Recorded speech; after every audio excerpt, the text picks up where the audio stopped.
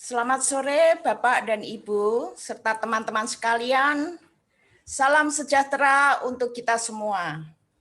Terima kasih telah berkenan bergabung dalam acara di webinar di hari sore ini. Hari ini, tanggal 21 Februari 2021, kita memperingati Hari Peduli Sampah Nasional. Dengan memperingati Hari Peduli Sampah Nasional setiap tahun, diharapkan agar kita semakin sadar dan semakin peduli terhadap permasalahan sampah di negara kita. Pengelolaan sampah ini adalah tanggung jawab kita bersama. Sehubungan dengan Hari Peduli Sampah Nasional, Bank Sampah 5 bekerjasama dengan Lingkar mengambil momentum Hari Peduli Sampah Nasional melalui kegiatan webinar dengan tema bagaimana mengelola sampah kita di saat pandemi. Kesempatan ini juga digunakan untuk meluncurkan pembukaan Bank Sampah 5 dan launching aplikasi Lingkar, yaitu aplikasi Jemput Timbang Sampah Pilah. Akan ada 3 pembicara yang bergabung bersama kita nanti. Yang pertama adalah Ibu Hilda Fahri, sebagai penggiat lingkungan hidup di Tangerang Selatan, sekaligus pendiri Bank Sampah Jaya Dana Kirti. Ibu Hilda telah turut serta aktif dalam membangkitkan kegiatan terutama terkait dengan pengelolaan sampah anorganik dari rumah melalui berbagai kegiatan webinar maupun secara langsung. Membantu mendirikan banyak bank sampah di Tangerang Selatan juga, termasuk salah satunya adalah Bank Sampah 5 ini. Pembicara kedua adalah Bapak Bayu dari Bank Sampah 5. Diawali dengan pengelolaan sampah anorganik beberapa keluarga yang ada di komunitas Agatha melalui kegiatan setor sampah anorganik, akhirnya terbentuk Bank Sampah 5 ini yang didasari keinginan untuk berperan serta lebih luas dalam upaya membantu masyarakat luas dalam mengelola sampah anorganik agar tidak mencemari lingkungan. Hadir juga nantinya bersama kita adalah Ibu Tini dan Ibu Wiwin dari Bank Sampah 5 juga, yang akan menjelaskan bagaimana cara pilah sampah dan kegiatan penimbangan yang ada di Bank Sampah. Pembicara ketiga adalah Ibu Erni dari Lingkar, yaitu sebuah usaha rintisan yang bergerak di bidang lingkungan hidup. Bertujuan untuk memfasilitasi setiap keluarga yang ingin melakukan aksi baik bagi lingkungan, salah satunya adalah melalui aplikasi Jemput Sampah Pilah dan isi ulang produk. Saya sendiri Pipin, yang akan menjadi moderator di acara ini. Agenda webinar kita ada 4 sesi. Sesi pertama adalah mengapa kita harus mengelola sampah kita dari rumah. Sesi kedua, peranan Bank Sampah sebagai perantara masyarakat dan industri daur ulang. Sesi yang ketiga, peran Lingkar membantu keluarga mengelola dan mengurangi sampah di saat pandemi. Sesi keempatnya adalah tanya jawab. Jika Bapak Ibu ada pertanyaan, bisa langsung mengirimkan via WA ke nomor seperti di slide, nomor ketika Bapak Ibu mendaftar webinar tersebut ya. Dengan format sebagai berikut. Nama, ditujukan kepada siapa, dan pertanyaannya. Nomor WA 0811 1844 909. Pertanyaan Bapak Ibu nanti akan dijawab oleh pembicara pada sesi tanya jawab. Nah, untuk sebelum memulainya, saya sampaikan juga bahwa selama webinar, audio dan video Bapak Ibu mohon dimatikan. Video kami minta untuk dinyalakan kembali nanti saat sesi kita akan foto bersama di akhir acara. Baiklah, waktu dan screen kami persilahkan kepada Ibu Hilda. Silahkan Ibu Hilda. Terima kasih Bu Pipit atas kesempatannya sore hari ini. Selamat sore Bapak Ibu sekalian. Salam kenal, saya Helda Fahri. Suara saya terdengar jelas nggak Bu Pipit? Terdengar Bu, terdengar ya Pak Bayu ya. Terdengar. Oke, baik ya. Mudah-mudahan ini akan lancar terus ya sampai akhir acara. Ya salam kenal. Dan saya sangat mengapresiasi setinggi-tingginya terhadap kegiatan Bank Sampah 5. Sebenarnya Bank Sampah 5 ini kan sejak Maret atau Mei ya, saya lupa, itu harusnya udah beroperasional ya, tapi karena pandemik akhirnya tidak bisa dilakukan. Jadi sebenarnya banyak harapan sih dari Bank Sampah 5 yang turunan dari komunitas Agatha waktu itu ya. Jadi komunitas Agatha ini cukup membuat yang saya banggakan lah kemana-mana ya. Kalau setor sampah ke Celesta itu pilihannya biarpun banyak sampai mungkin ada sekitar 200 kilo itu kita tangani cepat banget karena pilihannya tepat dan packagingnya juga mempermudah kita untuk proses kerjanya. Jadi hari ini kita berjumpa kembali. Mudah-mudahan Bapak Ibu yang sudah kenal saya tidak bosan ya. Dan salam kenal bagi yang baru kenal gitu. Oke, tema hari ini yang ingin saya angkat adalah menuju budaya pilah sampah milenial. Sebenarnya tadi pagi saya juga ada webinar, tapi khusus untuk edukasi milenial gitu. Jadi ya karena sama harinya ya udah deh saya pakai PPT-nya yang sama aja karena substansinya juga tidak jauh berbeda gitu ya. Oke, boleh video slide berikutnya. Ya, ada mudah-mudahan ini dengan waktu berapa menit Bu Pipit saya diberikan alokasi waktu? 15 menit, Ibu. Ya, mudah-mudahan bisa semua substansinya ya. Baik, selain pandang tentang beliknya permasalahan sampah di Indonesia.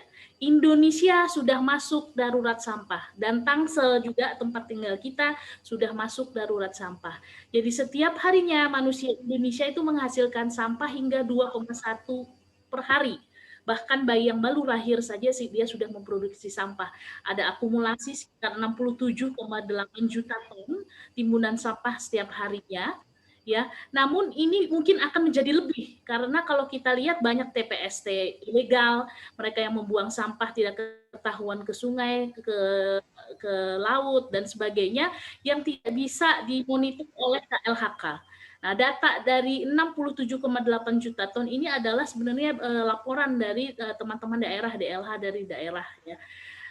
Komposisi sampah didominasi oleh sampah organik.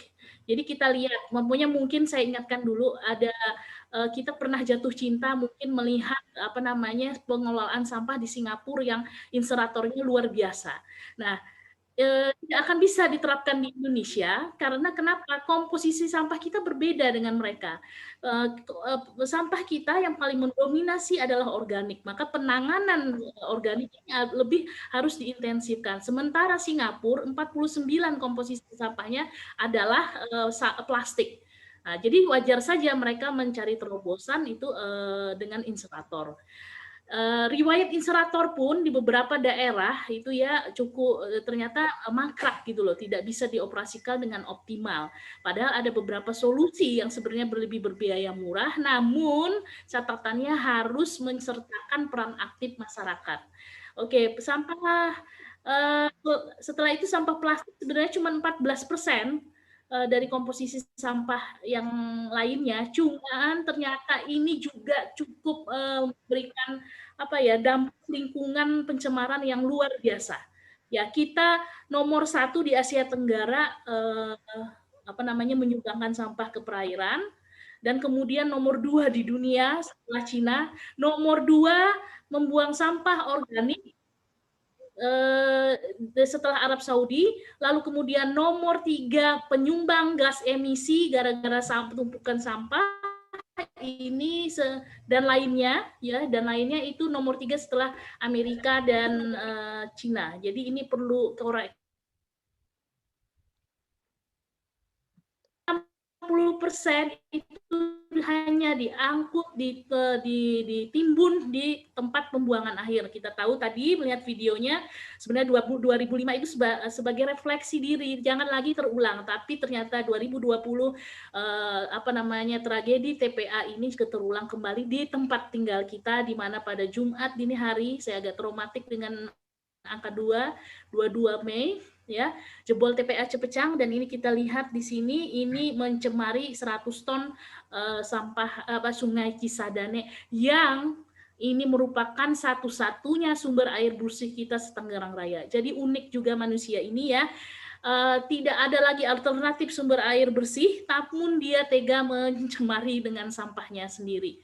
Jadi saya menghimbau kepada semua, mari kita menjadi sebuah insan edukasi, sosialisasi untuk menularkan ini secepat mungkin, karena kerusakan alam ini tidak akan beradaptasi dengan kesiapan kita, tapi kitalah yang harus beradaptasi dengan kondisi lingkungan tersebut.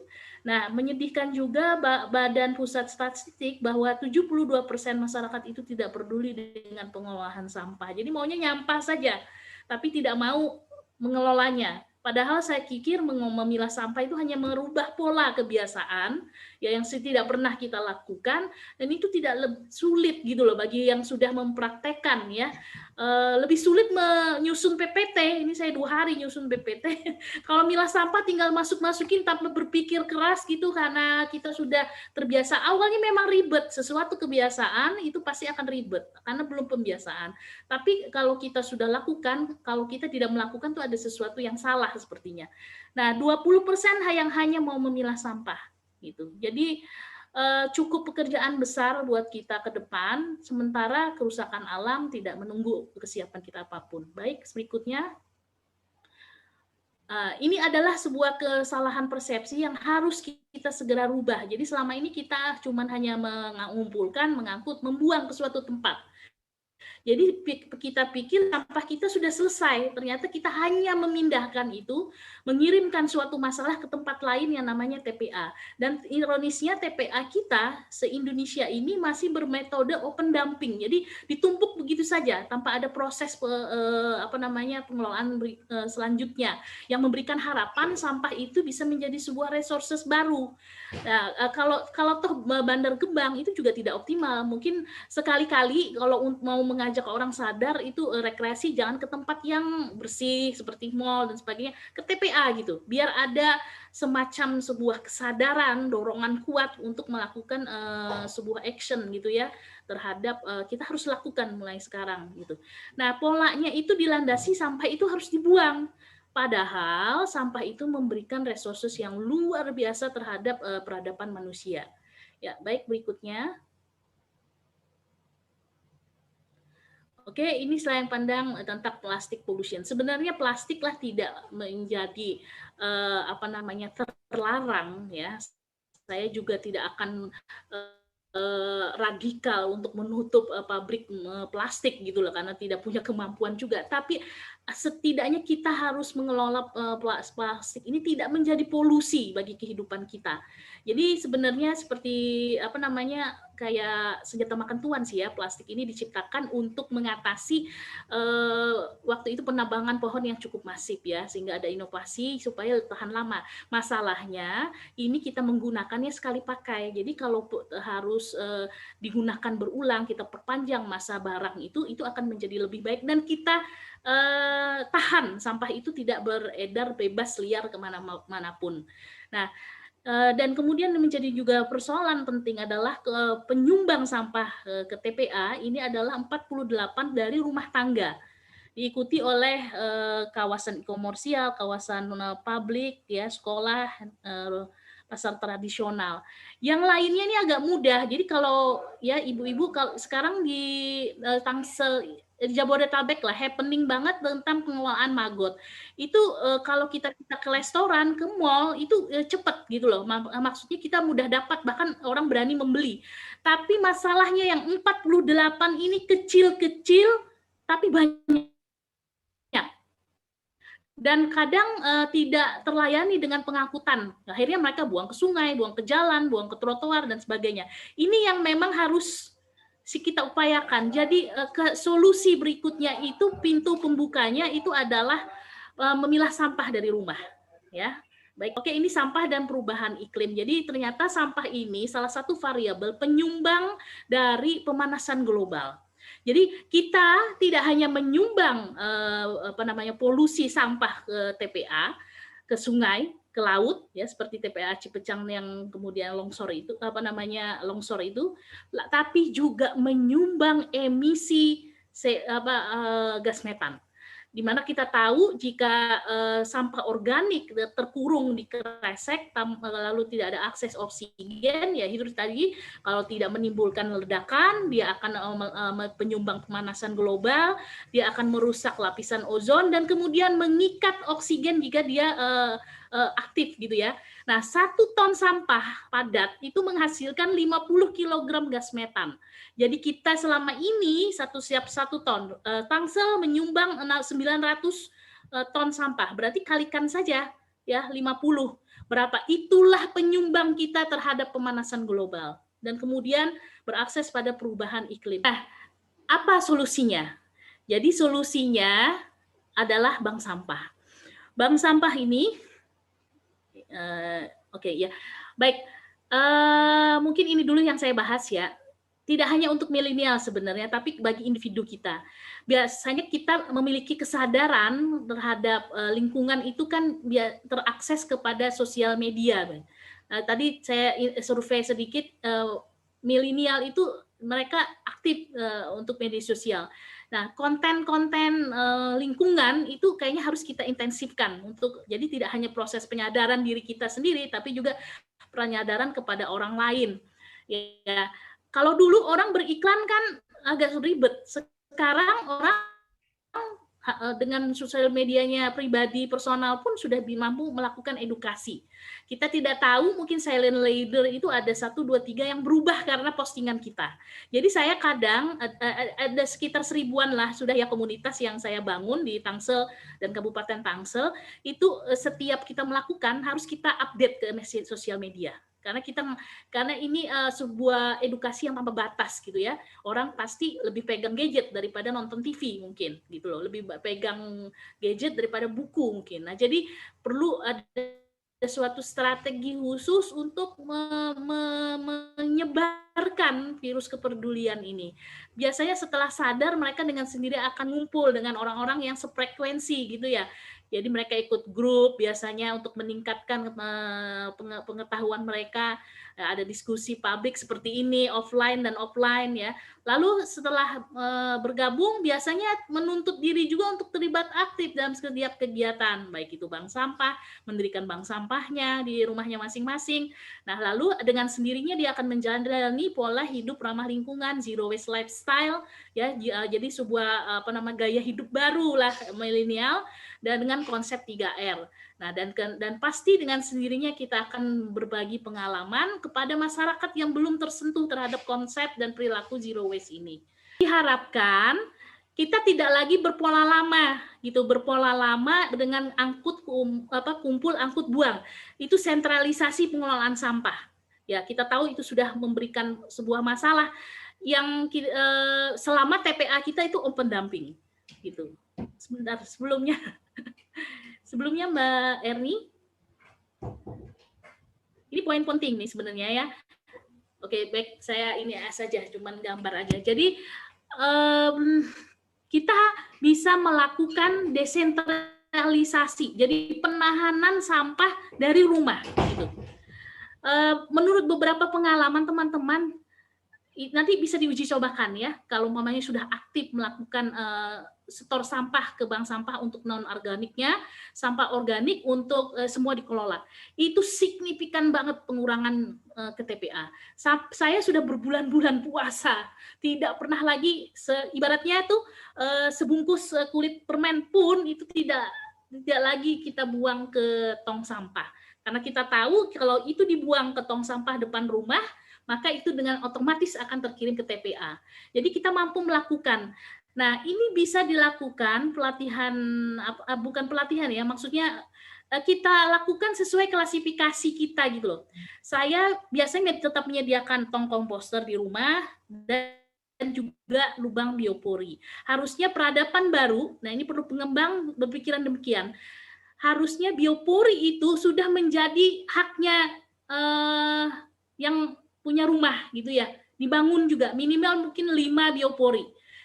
Jadi otomatis dia akan terbangun, fasilitas itu sudah ada. Jadi bukan tong sampah saja, tapi juga lubang biopori yang kita bisa masukkan sampah organik kita itu ke lubang biopori.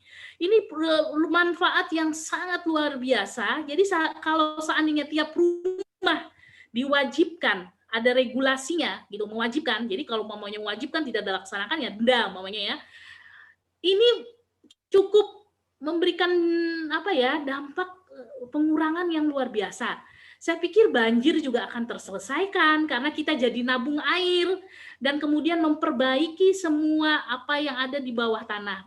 Apalagi bagi teman-teman yang selama ini menggunakan air sumur ya, itu harusnya wajib itu melakukan lubang biopori lebih dari 10 karena kita senantiasa mengeksploitasi air tanpa ada proses pengembalian. Nah, biopori ini adalah satu cara penyembuhan sakitnya alam kita saat ini. Jadi bagi kita mungkin ini sampah yang tidak berguna, tapi bagi mikroorganisme yang ada di dalam tanah itu merupakan nutrisi bagi mereka, ya. Dan itu berkembang sebenarnya teknologi alam untuk pemusnahan sampah organik itu sebenarnya sudah disediakan sejak ada peradaban manusia, karena kita keterbatasan baru kita mengetahui. Bisa kita pikirkan hanya dengan kelola sampah kita dari rumah saja itu sangat memungkinkan. Baik, ada dua hal yang mungkin menjadi kendala kita. Pertama, faktor eksternal. Ini seperti umpamanya tidak konsistennya regulasi. Regulasi persampahan tuh ada 14. Tapi ketika kita pelajari banyak banget yang hianat terhadap amanat undang-undang pengelolaan sampah ini. Gitu. Banyak yang tidak melakukan regulasi taat aturan itu ya. Nah, itu sesuatu yang di luar kendali kita tidak mampu mengendalikan itu semua. Tapi ada hal yang bisa kita lakukan, yaitu dengan diri kita sendiri menahan sampah kita itu menjadi bencana, tapi kita olah jadi menjadi resources baru, menjadikannya itu bahan baku dan mendukung circular economy. Berapa dampak yang kita bisa akibatkan dari perilaku kita, ya, budaya baru kita ini. Orang yang tidak tertolong, UKM baru banyak yang bermunculan karena proses daur ulang itu berjalan dengan sebagaimana mestinya. Nah, kenapa 2,7 masih tertinggal bank sampah ini untuk pengurangannya? Karena proses pemilahannya itu belum kita intensifkan dari rumah. Jadi ini PR yang besar. Mungkin ada sekitar berapa orang, 53 partisipasi, mempengaruhi orang lain lagi, itu get member, saya pikir 2025 bukan menjadi sebuah slogan harapan semu lagi ya. Nah, oke, berikutnya, ini mungkin sebagai memotivasi kita. Berikutnya, terakhir saja mungkin. Nah, alone we can do so little, together we can do so much. Jadi, sehebat apapun pegiat lingkungan ya tidak akan berhasil tanpa dia bisa mengajak tetangganya, mengajak anggota keluarga, mengajak temannya, ya tidak akan pernah berhasil. Jadi emang ini pekerjaan yang harus kita lakukan bersama, gotong royong ya, sesuai dengan filosofi bangsa kita. Kalau kita mau keluar dari bencana ekologis ini, kita harus lakukan semua. Jadi 20% tadi yang cuma milah itu kita tingkatkan 50, itu sudah bahagia banget. Berapa signifikan bagi pengurangan, sehingga TPA itu nanti kita harapkan tidak lagi menjadi hanya penumpukan sampah orang-orang saja. ya, tapi juga menjadi sebuah tempat yang bisa membuat circular economy itu berjalan. Nah, itu harus dimulai dari pintu awalnya, dari hulu, dari sumbernya ini tadi yang 48% ini. Pilahlah sampah dari rumah dan hantarkan sampah kita ini menjadi sesuatu yang punya nilai manfaat dan mendukung circular economy yang dimana orang bisa hidup dari itu. Ya, itu saja mungkin. Ini saya amazing bisa cepat untuk mempresentasikannya ya. Terima kasih Ya, Bu Helda ya, yang telah menjelaskan pengelolaan sampah yang dimulai dari rumah. Pembicara selanjutnya adalah Bapak Bayu Murtioso dari Bank Sampah 5. Silakan Pak Bayu. Baik, selamat sore Bapak Ibu. Sekarang kami akan menjelaskan mengenai peranan bank sampah sebagai perantara masyarakat dan industri daur ulang. Kalau kita lihat di dalam perjalanan sampah kita sehari-hari, tentu seperti disampaikan Bu Hilda tadi, biasa kita buang sampah di tempat sampah, kemudian diangkut truk sampah, dan akhirnya ke TPA. Tapi mungkin ada salah pengertian di sini bahwa TPA itu bukan tempat pembuangan akhir sebenarnya. TPA itu adalah tempat pemrosesan akhir. Itu arti sebenarnya dari TPA. Akibatnya apa yang terjadi? Saat ini TPA kita dalam kondisi yang kritis, semua penuh, terjadi overload, sehingga tidak bisa lagi menampung sampah yang kita hasilkan dari rumah, bahkan terancam tidak bisa atau akan mencemari lingkungan. Next. Sehingga apakah slogan mengenai membuang sampah pada tempatnya ini masih relevan? Masih relevan tetapi menjadi tidak cukup. Jadi sekarang kalau kita membuang sampah pada tempatnya, itu akan berakhir juga di TPA. Karena hanya 10% saja yang dikelola, yang didaur ulang, sedangkan sedangkan 60% ada di TPA dan 30% tidak dikelola atau mencemari lingkungan. Next. Sekarang bagaimana kalau kita mengelola sampah dari rumah? Ada beberapa pilihan. Pertama, kita mengurangi konsumsi kita sehingga tidak ada sampah yang dihasilkan. Jadi bagaimana kita bijak dalam mengkonsumsi itu mengurangi sampah. Yang berikutnya adalah kita pilah sampah yang kita hasilkan untuk didaur ulang sesuai dengan kategori. Terakhir, kalau memang sudah 1-2 kita lakukan, kemudian tidak cukup, ya akhirnya ada beberapa yang akan mau tidak mau harus ke TPA. Tapi ini sudah sangat membantu untuk mengurangi beban dari TPA. Next. Tetapi yang perlu kita sadari bahwa tidak semua sampah yang kita hasilkan itu bisa didaur ulang. Kenapa? Karena proses daur ulang ini adalah proses industri. Jadi sampah tertentu itu bisa didaur ulang oleh industri tertentu. Misalnya botol minuman atau PET itu bisa didaur ulang oleh industri untuk menjadi serat. Kemudian botol plastik keras umpamanya, bekas sampo dan sebagainya, bisa didaur ulang oleh industri yang mengelola biji plastik, kemudian untuk menjadi ember atau peralatan plastik lainnya. Tetapi ada juga sampah kita yang tidak bisa didaur ulang, karena memang tidak ada industri yang bisa mengolahnya. Contohnya bungkus snack, bungkus permen, atau kita sebut multi-layer kemasan, itu kalau kita daur ulang tidak ada yang terima, kalau kita buang ke tempat sampah juga akan berakhir ke TPA. Jadi ini juga permasalahan yang kita hadapi sekarang. Next. Nah, berkaitan dengan tema kita yang pandemi, ternyata pada saat pandemi kita udah mungkin setahun berada di rumah atau mengurangi kegiatan di luar, itu mengakibatkan jumlah sampah yang dihasilkan menjadi besar, terutama dari belanja online. Tentu terjadi perubahan perilaku berbelanja, dan belanja online itu karena dikirim dengan kemasan plastik dan kertas, itu mengakibatkan sampah yang kita lakukan dengan belanja online itu menjadi sampah baru yang menumpuk dibandingkan dengan masa sebelum pandemi. Jadi pada pandemi ini justru beban sampah kita semakin meningkat. Next. Nah, di mana peran bank sampah kita di dalam siklus sampah ini? Karena sebenarnya siklus sampah ini, sampah adalah didaur ulang oleh industri karena masyarakat atau rumah tidak bisa langsung menyetorkan kepada industri, maka diperlukan perantara yang menampung sampah yang dipilah sesuai dengan kategori itu untuk dikirimkan industri ke bank sampah. Jadi peran bank sampah di sini adalah menerima setoran sampah yang dipilah sesuai kategori dari masyarakat atau dari sekitar bank sampah untuk disetorkan ke industri, karena memang dari masyarakat tidak bisa langsung menyetorkan industri karena lokasi, jumlah, dan sebagainya. Next.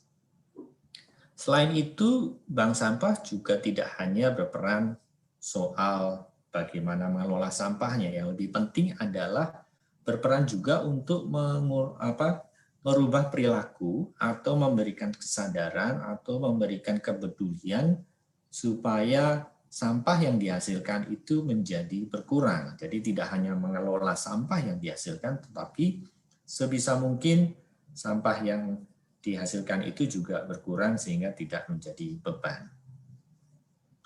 Nah, oleh karena keinginan dari beberapa kelompok, akhirnya kita mendirikan Bank Sampah 5 yang berada di Geraha Bintaro, Kota Tangerang Selatan, untuk menerima sampah dari warga sekitar yang akan dikelola untuk didaur ulang, kemudian akan dilakukan pencatatan.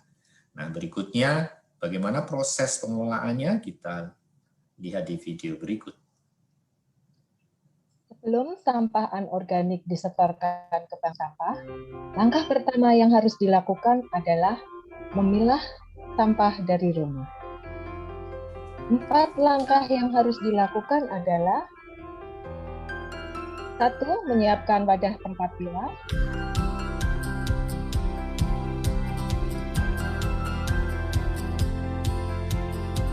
2. Sampah kita bersihkan dari sisa kotoran.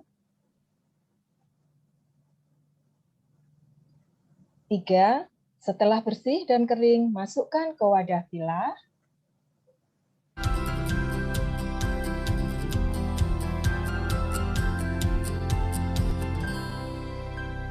Dan keempat, terakhir, kita satukan sesuai kategori pilah dan disetorkan ke bank sampah.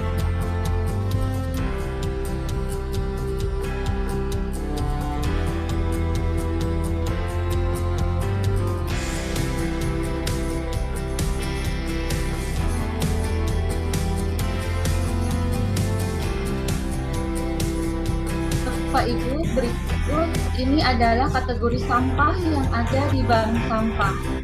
Bapak Ibu, perlu diketahui ada banyak macam atau jenisnya sampah. Terlebih dahulu saya akan menunjukkan salah satu sampah yang sering kita hasilkan, yaitu sampah plastik. Meskipun namanya sama-sama plastik, tapi dalam melakukan pemilahan di bank sampah, sampah plastik dikategorikan menjadi 12. Yaitu kategori pertama adalah botol bersih. Botol bersih yaitu botol plastik kemasan air minum, warnanya bening, tanpa label, dan tanpa tutup. Kategori kedua adalah botol warna. Botol warna itu adalah botol plastik kemasan air minum yang berwarna, tanpa label, dan tanpa tutup. Kategori ketiga yaitu gelas bersih. Gelas bersih itu adalah gelas plastik kemasan air minum, bening, dan tanpa label. Kategori keempat adalah gelas atau botol kotor. Botol kotor atau gelas itu adalah kemasan air minum dengan label atau print. Kemudian kategori kelima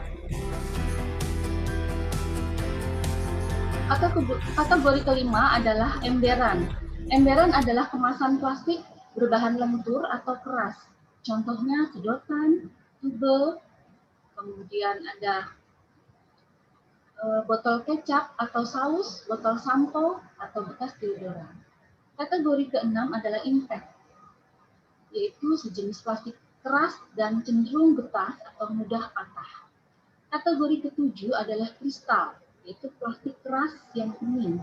Contohnya adalah kepingan CD, kotak CD, toples kue kering, atau akrilik. Kategori ke-8 adalah Yakult.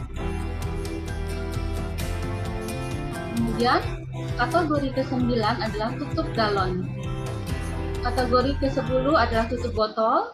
Kategori ke-11 adalah asal atau kresek, yaitu plastik pembungkus bahan tipis tanpa lapisan aluminium atau silver. Kemudian kategori terakhir ke-12 adalah plastik PE, yaitu plastik pembungkus bening atau polos.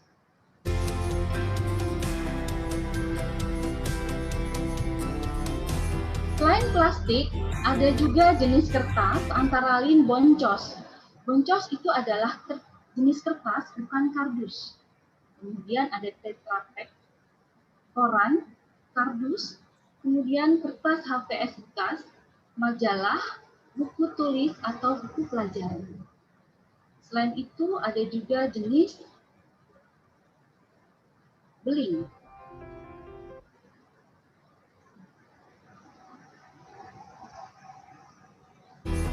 Jenis beling, kaleng, minyak jelantah, styrofoam,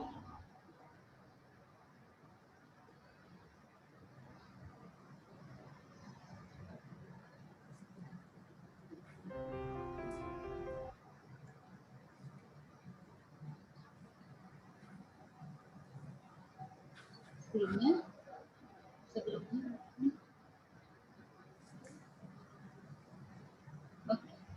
Saya ulangin ya, jenis lainnya adalah jenis beling, kaleng, minyak jelantah, styrofoam, aluminium, besi, tembaga, dan kabin. Kabin itu terdiri dari paku, contohnya ya, paku, baja kering, besi keropong. Bapak Ibu, pemilahan sampah berdasarkan jenisnya perlu dilakukan. Hal ini bertujuan untuk mempermudah proses daur ulang nantinya.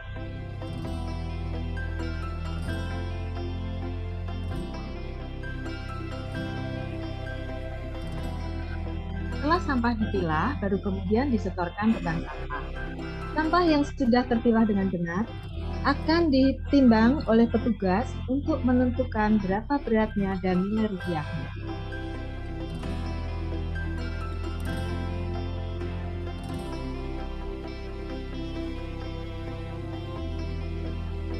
Yang kemudian akan dicatatkan dalam pencatatan nasabah.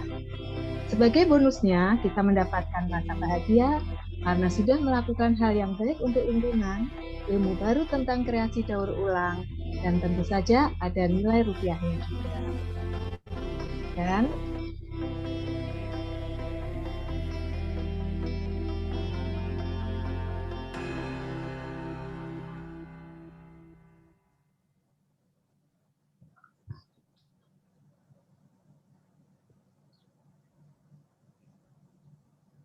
Dan jangan lupa saat menyetorkan sampah, perhatikan tentang protokol kesehatan 3M, yaitu memakai masker, mencuci tangan, menjaga jarak. Untuk jam operasional Bank Sampah 5 dibuka setiap hari Rabu pukul 10 sampai dengan 12 dan Sabtu jam 9 sampai dengan jam 11. Silahkan Bapak Ibu dan untuk membuat perjanjian jika akan menyetor sampahnya ke Bank Sampah 5 di nomor WA 0811594909. Demikian penjelasan dari kami. Kami kembalikan ke Ibu Pipin. Terima kasih Pak Bayu, Ibu Wiwin, dan Ibu Tini yang telah menjelaskan tentang kegiatan pengelolaan sampah di Bank Sampah 5. Untuk selanjutnya, pembicara berikut adalah Ibu Erni dari Lingkar. Silakan Ibu Erni. Baik, terima kasih Bu Pipin.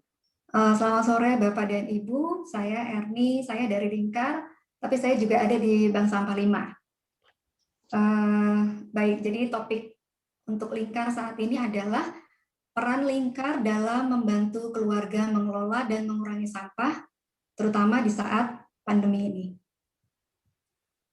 Nah, mungkin pertanyaan pertama yang akan muncul itu adalah Lingkar itu sebetulnya apa gitu ya.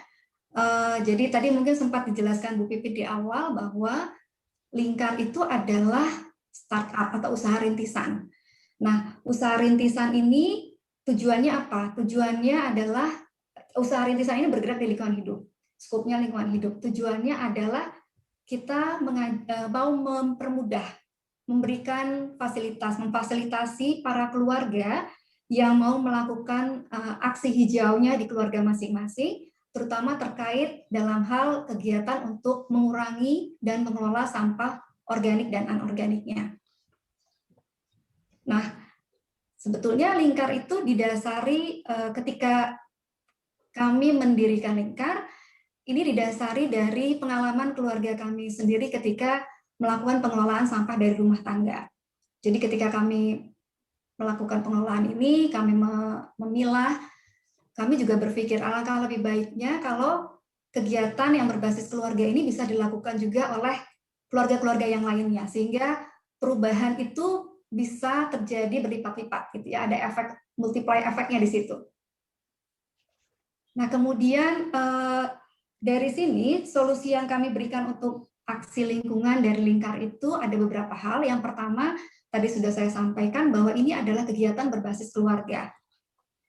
Karena keluarga atau rumah tangga itu adalah sumbernya sampah domestik, gitu ya. Jadi pengelolaan dari sumbernya itu memang harus dilakukan.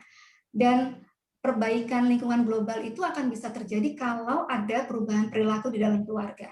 Jadi kita berharap tidak hanya ibunya aja yang ikut dalam perubahan perilaku dalam hal pengurangan dan pengelolaan sampah, tapi bapaknya juga, anak-anaknya juga ikut. Jadi kita berharap nggak cuma ibunya yang lakuin, tapi bapaknya misalnya ngelihat, kok ibu ngapain sih gitu kan, ngumpul-ngumpulin sampah di rumah gitu. Jadi ketika ini sudah berbasis keluarga, dalam keluarga punya pemahaman yang sama, maka perubahan perilaku akan lebih mudah untuk dilakukan. Kemudian yang kedua, pengurangan sampah itu yang kami lihat adalah berawal dari perubahan pola pikir. Jadi bagaimana kita secara bijak sebelum kita melakukan mengkonsumsi sebuah produk, kita berpikir apakah produk yang kita konsumsi ini akan menghasilkan sampah atau tidak, menghasilkan sampah banyak atau tidak, sampah yang akan kita hasilkan ini nanti bisa didaur ulang atau tidak.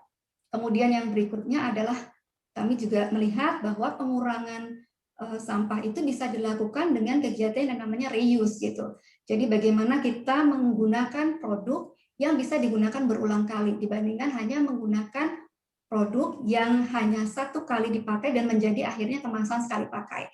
Jadi misalnya contoh mudahnya belanja ke pasar, membawa kantung belanja sendiri, membawa wadah belanja sendiri, membawa botol minum sendiri, kemudian membawa kantung belanja sendiri. Dan yang keempat adalah solusi pengurangan sampah melalui penggunaan produk-produk refill.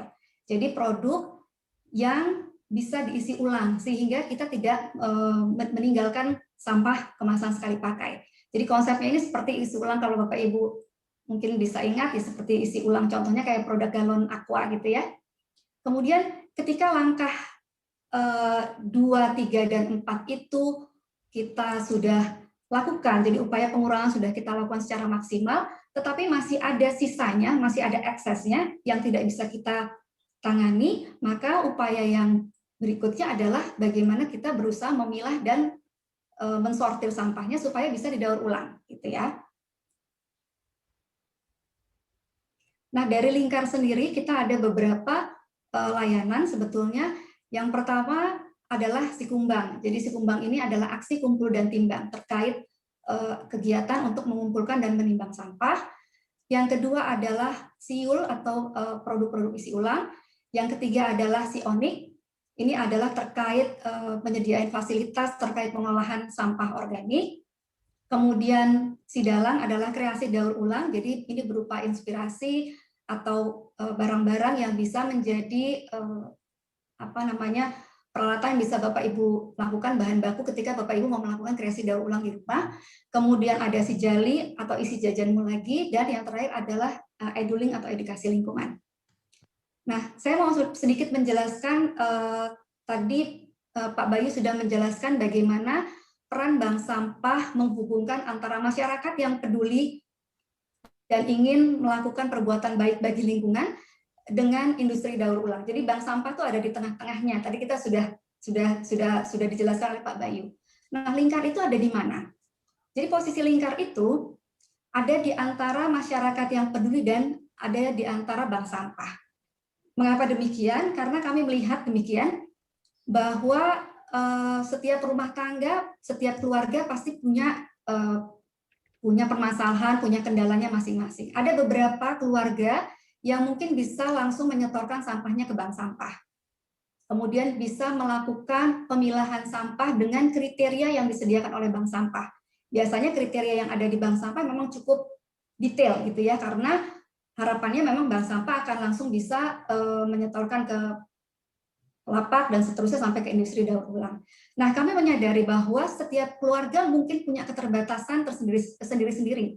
Ada yang mungkin punya keterbatasan kendala waktu untuk menyetorkan datang langsung ke bank sampah. Dalam hal ini bank sampah 5. Kemudian mungkin ada juga keluarga yang punya kendala waktu untuk bisa memilah secara begitu detailnya, dan lain-lain. Dan kemudian terkait situasi yang saat ini kita hadapi, yaitu pandemi, mungkin juga ada keluarga yang punya kendala untuk bisa datang langsung ke bank sampah, mungkin ketemu dengan orang banyak gitu ya, walaupun bank sampah, walaupun untuk bank sampah 5 sudah ada protokol kesehatannya, tapi mungkin ada juga keluarga yang tetap enggan untuk bertemu dengan orang banyak. Nah, disinilah peranan lingkar melalui Sikumbang. Jadi kami memfasilitasi masyarakat, keluarga yang memang punya kepedulian, tetapi punya juga kendala untuk bisa menyetorkan ke bank sampah. Nah, bagaimana peranan Sikumbang dalam memfasilitasi tadi? Yang pertama adalah penyediaan rak sampah pilah, jadi rak dan kantung pilah. Jadi kami melihat bahwa beberapa keluarga punya kendala dalam memilah sampah. Jadi yang pertama itu yang harus dilakukan adalah kunci dalam memilah sampah adalah penyediaan kantung pilah yang tepat, kantung pilah yang sederhana, kantung pilah yang memudahkan setiap keluarga, anggota keluarga untuk berpartisipasi untuk ikut juga memilah dan menyortir sampah. Jadi ini yang disediakan oleh lingkar, deposit rak sampah pilah. Jadi ketika keluarga sudah memakai layanan ini, mendeposit rak sampah pilah, kemudian kita antarkan, kemudian keluarga bisa mengisi rak kantung pilahnya dengan sampah-sampah pilah, dan setelah penuh, kemudian bisa memanggil lingkar untuk datang menjemput dan menimbang sampahnya. Dan pada saat itu juga akan ditimbang, akan ditentukan nilai rupiahnya, dan kantung sampah yang penuh kita ambil, kantung yang kosong kita kasih lagi ke keluarga Bapak Ibu. Begitu. Nah, untuk lebih jelasnya bisa kita lihat dari video berikut ini.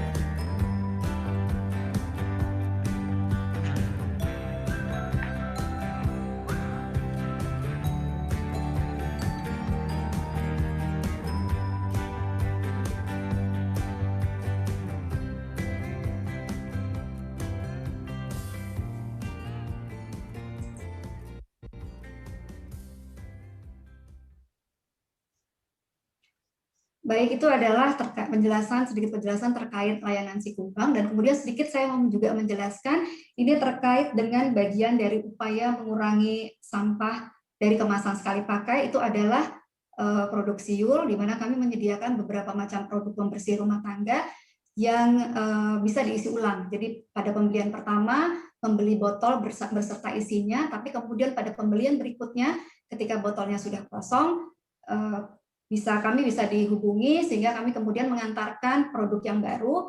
Jadi botol kosong Bapak Ibu ditukar dengan produk yang baru sehingga Bapak Ibu hanya membayar isi produknya saja.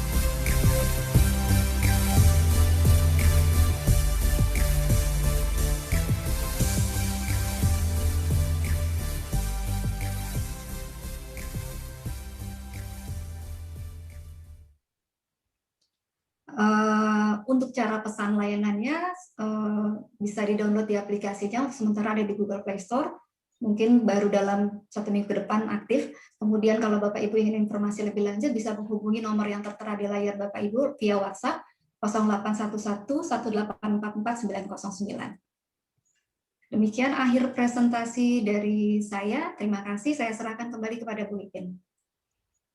Terima kasih Bu Erni yang telah menjelaskan tentang aplikasi Lingkar. Untuk selanjutnya, kita akan masuk dalam sesi tanya jawab. Saya akan bacakan pertanyaan yang sudah masuk. Ini datang dari Bapak Albertus. Pertanyaannya ditujukan kepada Bapak Bayu. Pertanyaan sebagai berikut. 1. Pengkategorian bank sampah berdasarkan secara umum berdasar apa? Yang kedua, apakah bisa dibilang kalau bank sampah adalah agen dari pelapak? Monggo Pak Bayu, dipersilakan.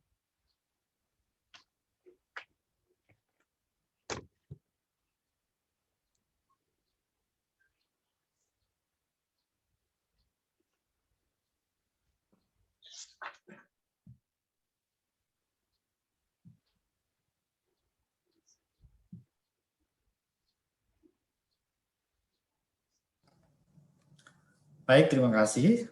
Saya coba jawab pertanyaannya. Jadi kategori sampah itu memang tidak ada yang pasti atau panduan pastinya karena itu sangat tergantung dari industri daur ulang yang ada saat ini. Bisa jadi antara bank sampah satu dan bank sampah lain mempunyai kategori sampah yang berbeda yang harus dipilah karena industri yang dikirimkan tersebut memerlukan sampah dengan kategori tertentu. Jadi yang bisa sampaikan kategori sampah itu sangat tergantung sekali dengan industri yang menerima, bukan dari kita sendiri yang menentukan kategori tersebut. Kedua, pertanyaan mengenai perpanjangan tangan dari atau agen dari pelapak, memang proses logistik atau distribusi dari jalur sampah sampai dengan industri itu memerlukan kerjasama dengan beberapa pihak seperti dari masyarakat dikumpulkan ke bank sampah, kemudian bank sampah dengan jumlah tertentu akan menyetorkan kepada pengepul di atasnya, kemudian akan disalurkan sesuai dengan industri yang dipilah dari sampahnya itu. Demikian, terima kasih. Terima kasih Pak Bayu.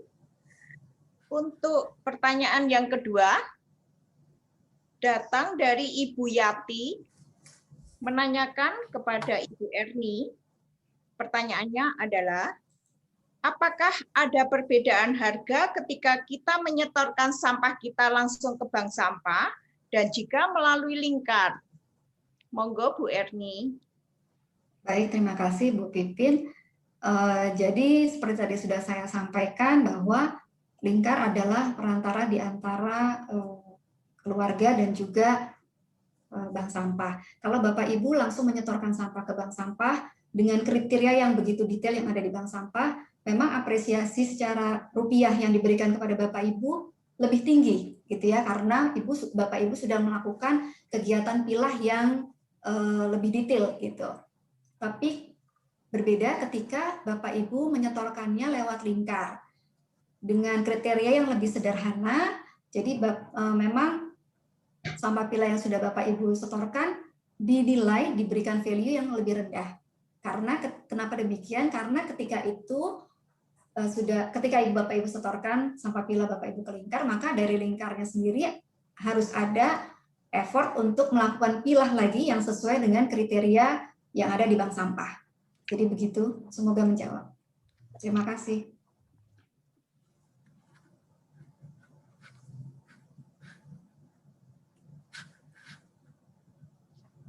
Terima kasih Bu Erni. Yang pertanyaan ketiga adalah dari Bapak Wim untuk Ibu Hilda, yaitu pertanyaannya adalah apa itu maggot? Monggo Bu Hilda. Oke, Pak Piu ya tadi. Ya, makasih pertanyaannya. Maggot itu adalah semacam pentangkaran ini Pak, black shoulder fly, jadi lalat hitam yang karena mekanisme tubuhnya itu mempercepat proses, jadi dia rakus banget untuk memakan sampah organik dalam waktu kurang lebih 20 hari itu terselesaikan. Nah, berbeda umpamanya dengan kalau komposter kan kadang memakan waktu sampai 1 tahun, biopori juga demikian. Jadi ini Bapak bisa searching, ini sudah lumayan happening banget gitu, ada edukasinya kadang khusus. Nanti kalau umpamanya mau terhubungkan, saya bisa informasikan ke Mbak Erni. IPB itu ada berseri dia untuk penanggulangan sampah organik melalui maggot ini. Jadi maggot ini tidak hanya menghilangkan sampah organik dengan cepat, tapi juga maggotnya itu BSF-nya itu bisa untuk pakan ternak, pakan ikan, dan kualitasnya itu ternyata sungguh luar biasa. Organiknya itu pun itu bisa menjadi pupuk ya gitu. Ada beberapa contoh sudah dilakukan di beberapa komunitas, mereka memang jadi seperti circle gitu ya, dari maggot itu kemudian bisa diperjualbelikan produk maggot sendiri atau digunakan untuk ikan dan peternakan. Demikian, namanya black shoulder fly gitu. Sudah Bu Pipit? Ya, terima kasih Bu Hilda. Ini ada pertanyaan lagi, masuk pertanyaan yaitu dari Ibu Cindy Liu. Pertanyaannya ditujukan kepada Ibu Erni, yaitu bahwa tas pilah yang tadi ditayangin di video ada labelnya. Itu dijual apa tidak Bu? Gitu. Monggo Bu Erni. Baik, terima kasih Mbak Cindy. Jadi memang kalau mau melakukan setor sampah melalui lingkar, maka yang pertama dilakukan adalah Bapak Ibu membayar sejumlah deposit untuk mendapatkan pinjaman rak dan kantong pilah, gitu ya, sebesar 90.000. Jadi ketika Bapak Ibu sudah melakukan deposit, rak dan kantong pilahnya sebanyak 6 itu dikirimkan ke tempat Bapak Ibu.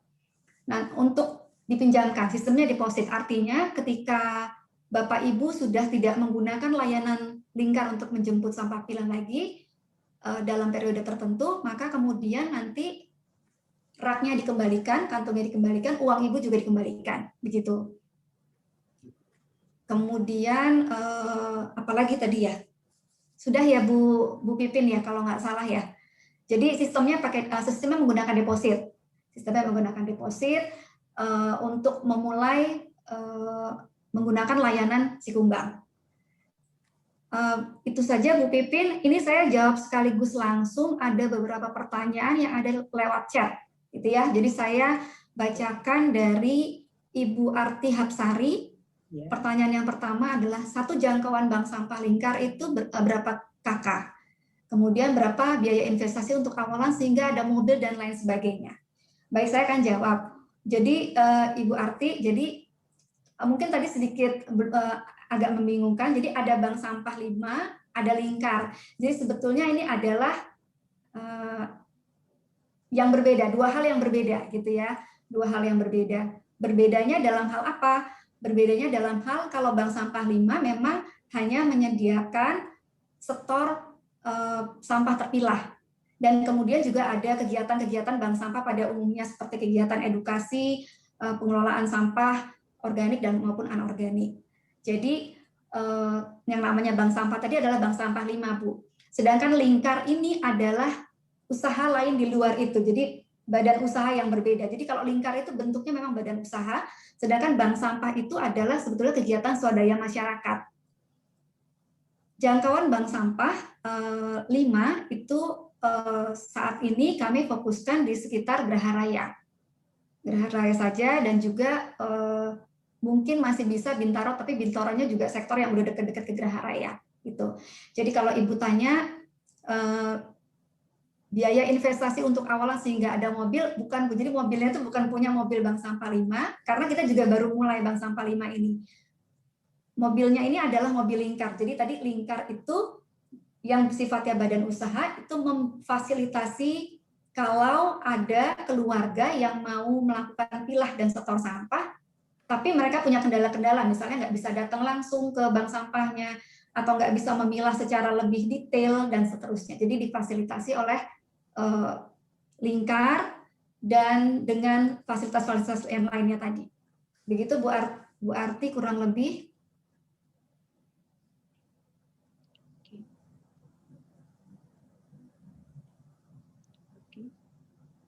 Semoga menjawab ya Ibu ya. Jadi terima kasih. Ini ada pertanyaan lagi dari Bapak Aloysius Kristianto. Ini mungkin Pak Bayu bisa menjelaskan. Apakah materi bisa di-share? Monggo Pak Bayu. Baik, untuk materi webinar sore ini Bapak Ibu bisa dapatkan di YouTube nanti, karena ini juga live streaming di YouTube, sehingga ada rekamannya juga. Nanti setelah selesai mungkin panitia akan memberikan link YouTube atas seminar hari ini. Demikian Bu Pipin. Oke, terima kasih. Ada dari Bapak, ini ada lagi dari Ibu. Ini dari Ibu Esther, Tangerang Selatan.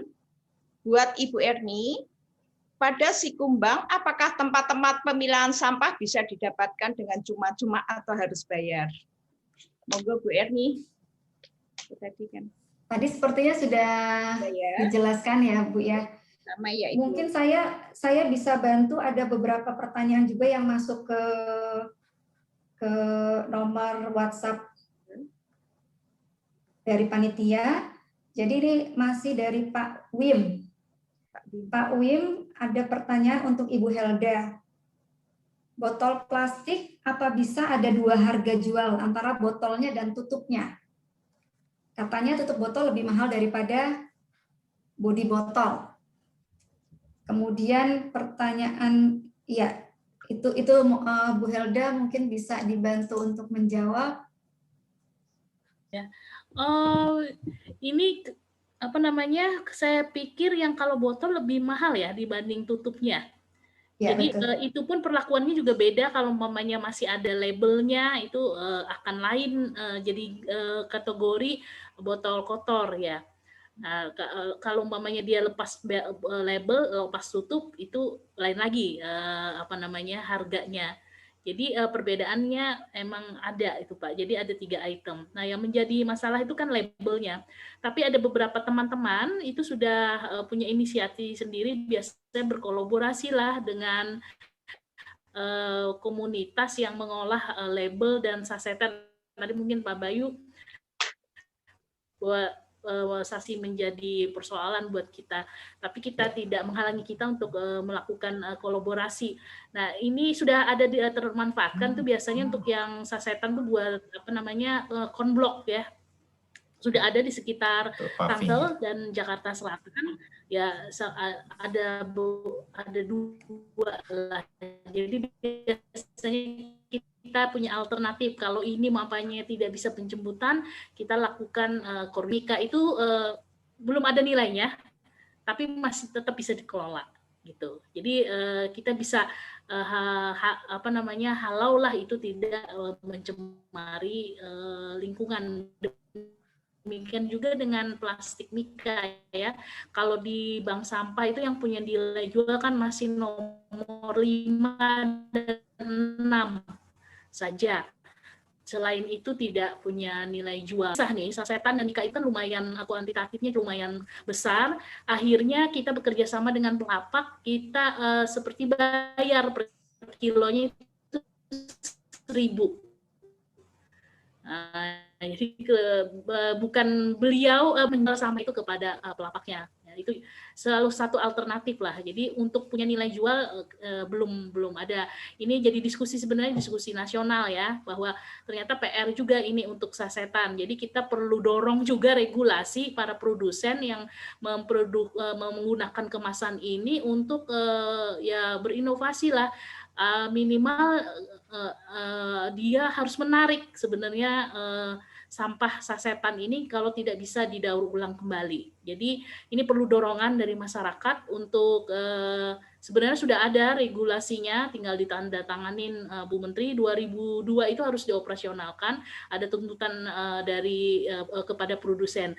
Kita ini sebenarnya nomor 2 levelnya ya. Nomor 1 itu kan sebenarnya produsen. Nah, kita yang bank sampah ini, komunitas pegiatlah yang membersihkan sampah.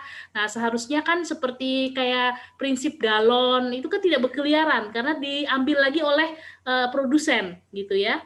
Nah, pokoknya kemasan ulang begitulah. Nah, itu yang harus juga diberlakukan untuk segala sampah yang sulit untuk didaur ulang. Jadi harus ekstra keras lah produsen, dan kita harus posisikan itu sehingga mereka tidak hanya menjual kemasannya kepada konsumen, tapi juga bertanggung jawab terhadap sampah sasetan tersebut. Nah, itu mungkin jawaban saya.